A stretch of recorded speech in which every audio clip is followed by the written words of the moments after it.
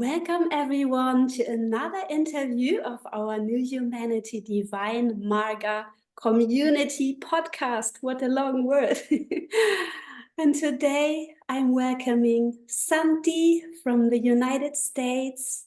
He's a musician and he got to know New Humanity Divine Marga in 2020. And we just met in India for a retreat just recently. Hi, Santi. Hello, hello. Actually, Hello, everyone. hi, everyone. Yeah. And I'm Anneke. Yeah. And I call you Shanti because you have something so peaceful. Yeah. How are you, Santi? You're back in the US. Yeah, I'm doing well. Uh,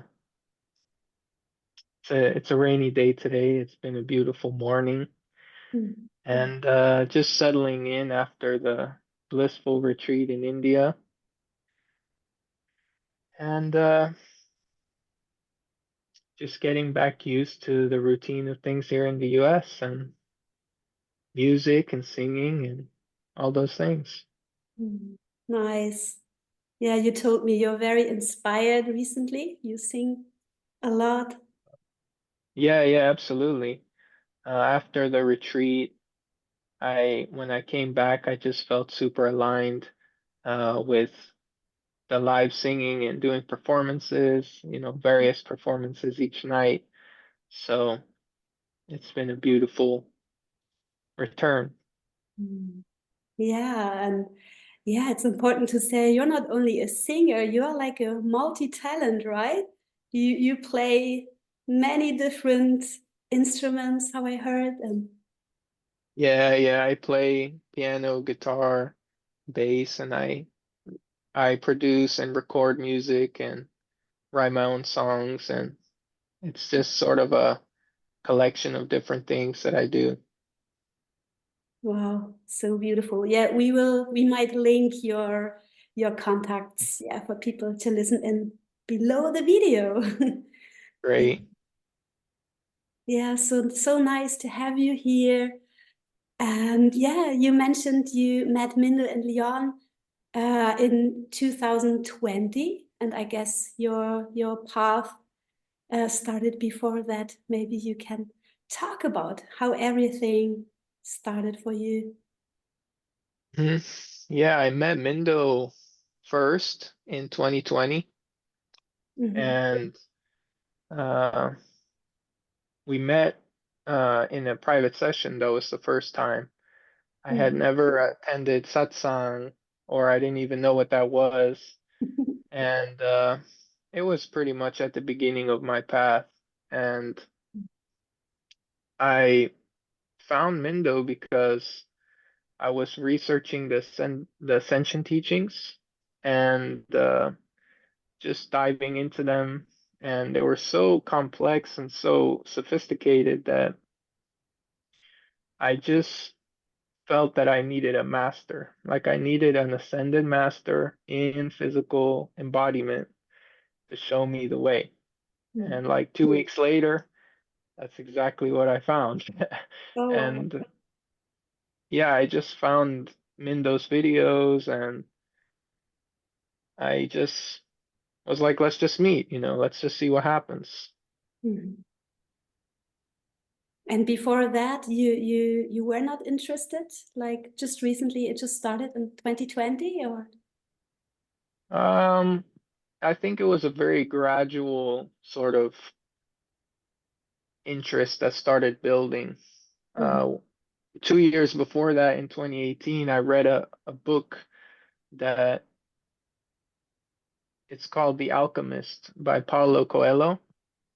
Mm. And when I finished the book, I felt like an explosion of joy in my heart. Like I was just sitting and I finished reading and I just felt this joy that was just emanating from my heart. And that was like the first like experience that I had of anything spiritual. And there was a character in the book whose name caught my eye. and the character is Melchizedek. Mm. And so I started doing research on that name, and that's how I found the Ascension teachings. So it was just this sort of like spiraling path that led me deeper when I was ready. Amazing. Yeah. Yeah. And since then, I saw you in many satsangs, and yeah, you joined 2 retreats.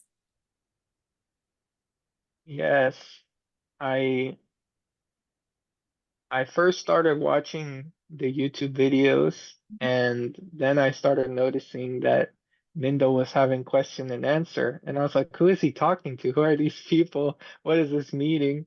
And that's how I came to know that there's satsang and there's the online meetings. And Mm.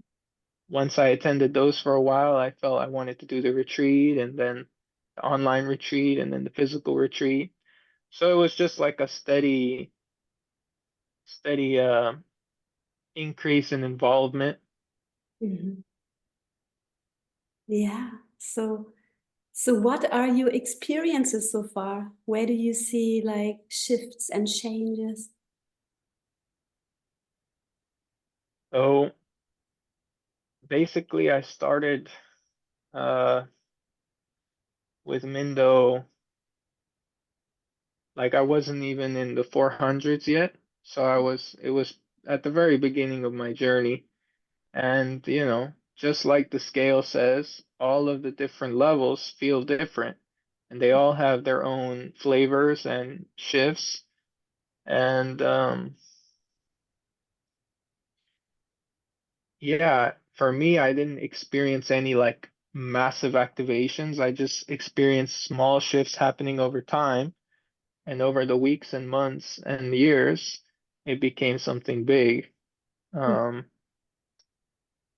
but yeah, right now, uh, after the India retreat, uh, that was like the most powerful experience of the self that I've ever had.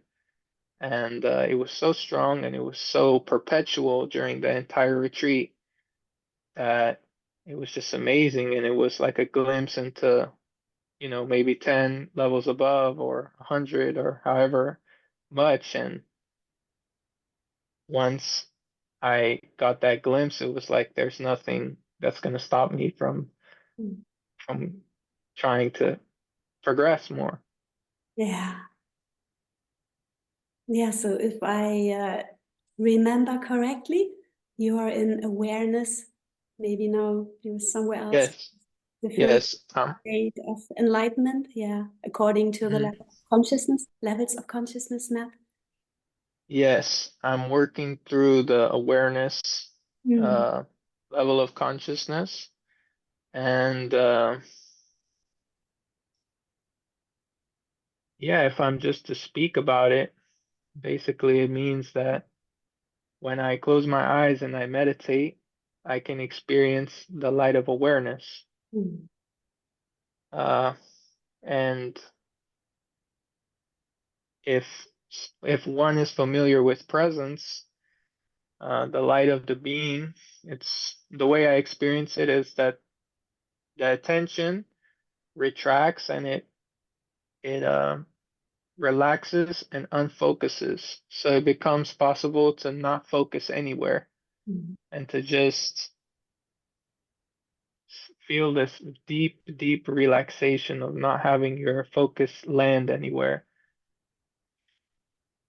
And then, going into what I was feeling in non-duality, it was like feeling like presence was like maybe you go to sleep and you want to lie down and you feel this deep relaxation, but the lights are still on. Mhm. Your attention is still shining on the space of presence. Mhm. And with non-duality is like, okay, now the lights are off and I can totally relax. I don't have to engage with energy or thoughts, or even if my mind is saying something, it's so far away that I can't even hear it anymore. And awareness was just one step deeper beyond that, where, yeah, it just feels like now in awareness, it's like I can see in all directions because there's no focus. Even in non-duality, it felt like, okay, it's not this forward beam, but it's also not as vast and not as Mm. like omnidirectional as awareness. Mm. Wow, yeah, that was a nice explanation of the differences. Yeah, it's so good to consciously move through those levels, right? And yeah, to really experience them and be able to express that even. Yeah, that's amazing. Yeah, yeah, yeah, and the journey continues, right? Oh yeah, absolutely. I mean, I feel like I'm just at the beginning, like just beginning to taste Mm. uh, the higher levels of consciousness, or like every time that I experience a shift, I always feel like this, no one should have to live below this level. Like no Mm. one should ever have to experience life below this level. So I always felt that way when I opened to presence or non-duality or awareness. Yeah, just getting better and better. Yeah. Yeah. Hmm, keeps you moving. Yeah, I'm sure you also experienced some challenges. We all do, right? Maybe you can mention a few and how you transcended them or moved on. Definitely. The the challenges for me in presence was the most challenging. When I opened to presence, it was quite choppy, I guess. It was like so many different energies and emotions coming because now it's like you can center and now you can meet uh, your feelings and your thoughts and not go anywhere and not move anywhere and just meet them. So now all the things that are there in you to a certain depth, they come forward and you meet them all. And it can be not comfortable and it can be uh sort of tiring, and you spend, at least my experience was, I spend a lot of time just processing and just looking at these feelings, and it uses up a lot of energy, and then maybe you don't have so much for other tasks in your day. um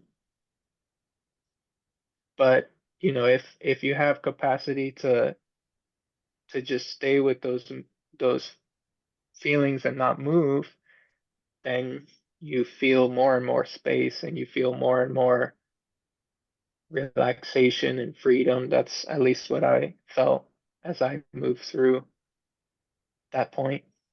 Yes, yes, it's getting easier with presence and after presence to, yeah, to be with whatever is there, right? Without being really distracted by it, from it. Yeah. Yeah, absolutely. Yeah. Mm. And another thing I'll say about the challenges is they, even now they still come. Like they, you know, certain emotions or feelings will appear, but Mm. it's like the capacity and the space around them is so big that uh it's much easier and it's much less like serious, and Mm. there's it's just become a natural thing. Like if something comes, dissatisfaction comes or sadness comes or whatever feeling, frustration, it comes, and it's like, oh, it's come again. It's come Yeah. already many times, thousands, millions of times already. Yeah, that's a good word. The capacity and the allowance to, yeah, just let it be there. Less and less resistance, and then it can just dissolve in its own way, right? Mhm. Yeah, when we meet it. Yeah, so do you experience, I guess you did Do you remember any experiences, any special moments along the way, or doing retreats, or yeah, any shifting moments, highlights? Yes. There's been so many special moments. Mm. Mm. One of the most special recent moments was during the India retreat, actually. It happened many times during the satsangs and meditations, and it was the first time that I ever saw the subject and object collapse. Mm. So, what that means is I was looking at Mindo while he was giving satsang, and I just saw that the sense of this is I and this is you, or this is me and this is you, that's Mindo and this is me, it just collapsed. And neither did it feel like everything was me. It just felt like everything was as it was. Everything is. And I saw the room and I saw the people in the room and I saw Mindo moving his body and speaking and I saw my arms and everything. And nothing, for a moment, nothing felt like this is me or that's not me. And like once I saw it, it was like the most special, most precious experience probably that I've ever had. Mhm. And yeah, it just kept happening. Like each satsang, it just kept happening. When I would look at Lyonne or look at Mindo, it just kept collapsing. And each time I just felt more and more like devotion to grace that it was allowing me to experience this. Wow, that's so beautiful. Yeah, so direct. Also, earlier on, uh, this was during the Sedona retreat. This was another special moment. Mhm. I had always heard people talk about darshan, Mhm. which is a word that they use to describe the blessing that you get when you see a saint, like when you look at a sage or a saint, and there's a blessing that flows. Mhm.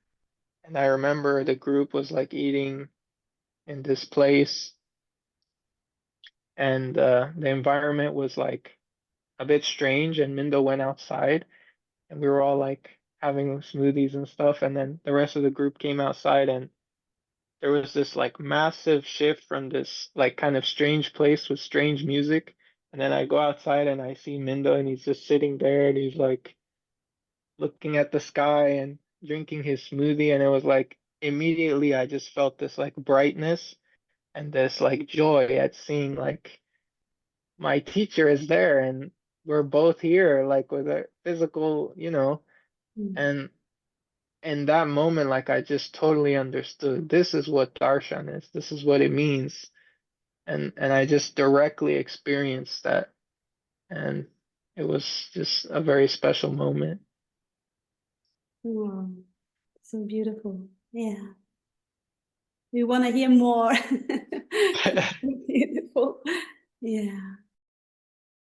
Yeah, every time that I have the opportunity to physically be around Mindo or Leon, I just feel like the biggest blessing. And the more times I do it, the more devotion in my heart grows. Like I just see them and I just feel so happy that in this lifetime I have a teacher and that I can see them and that Mm. the path is so clear. Like I can just do exactly what they say, follow everything and don't skip anything, don't add anything, just do exactly what they say and I'll move forward on my path. And yeah, it's just so amazing. Mm. Yeah, truly, absolutely. Yeah, and it's so beautiful. I mean, Marga, divine Marga means path in Sanskrit, right? And yeah, they did not create it, but what they bring together for all of us to walk this path. Yeah, it's just so beautiful. Everything they give, they have so much to share, and they are real living examples, right, of what they are teaching, of this divine path. In my experience, I would just like to repeat this, that it was many small shifts that Mhm. happened over time. It wasn't like one big activation with lots of fireworks and all Mhm. these spiritual things. That's not what I experienced in my so far in my journey. I just experienced small shifts that were almost not noticeable, that over time became substantial. Mhm. And to go along with that, I would also like to say that when I first met Mindo, he was very, very good at uh, setting me like on the right way. Like I told him, I was like, oh, I had this experience and this happened to me and I saw this. And he just was so clear that that's not it. That's not what you're looking for. And that's not the Mhm. ultimate. And it's not going to give you the ultimate. It's not going to satisfy you. No matter how many visions you have, no matter how many things you experience, Mhm. it's not going to satisfy you like the self. Mhm. Yeah. And and then and I just could feel that this teacher, this master has had every spiritual experience that you can have. And if he's saying that the self is the thing and not that, then maybe, Yeah. focus on the self. So that was in my heart to say that. And Mhm. I Mhm. always remember that. Mhm. Yeah. Yeah. So beautiful. Yeah. So both Mindo and Leon just have this gift of really guiding you, guiding us, right? Individually.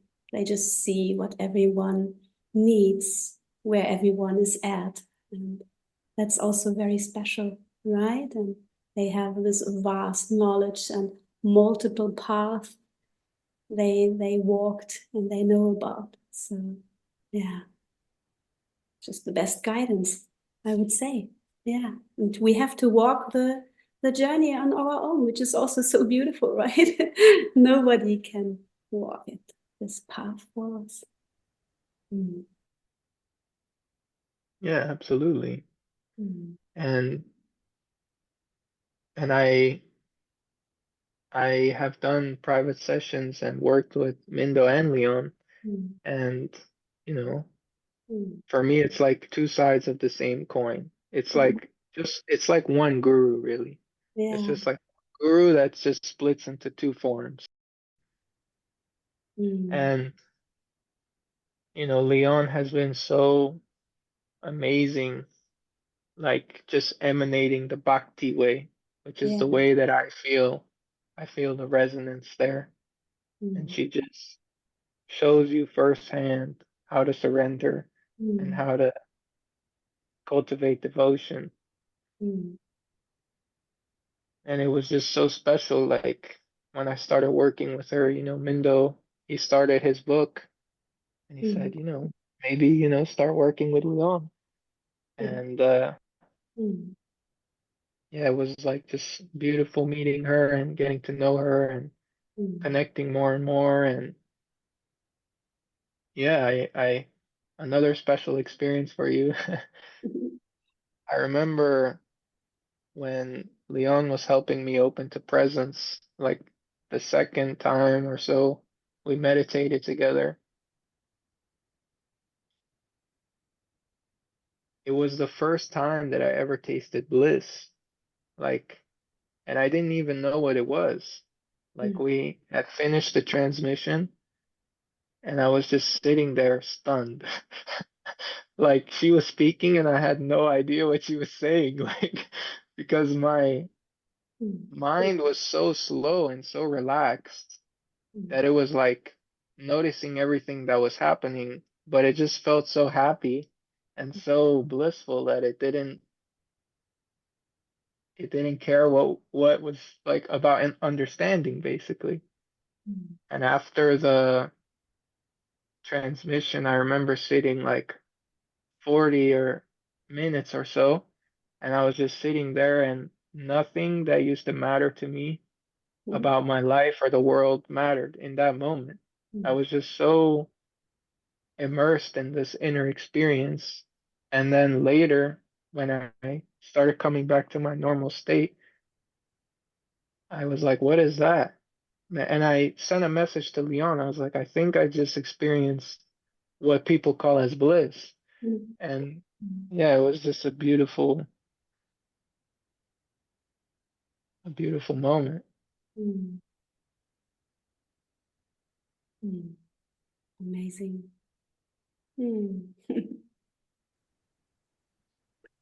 Is there something you like to share with people on this path, from your experience, from your...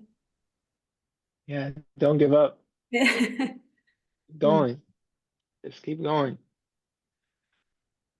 Mm. And for me, I would also say like I just wanted one teacher and just stay with that one teacher. Like I didn't want to like hop around and get a little bit from this one and this one and this one. Like I just wanted one teacher that could take me all the way as far as I can go in this lifetime. And when I met Leon and Mindo, it was over time it became very clear that however far I can go in this life, they can take me there. So, I can I can hear from other teachers, but like this is my teacher and that's how I feel. Yeah, I get that. Oh, Santi, was wonderful talking to you. So beautiful. Thank you so much. Yeah. Thank you.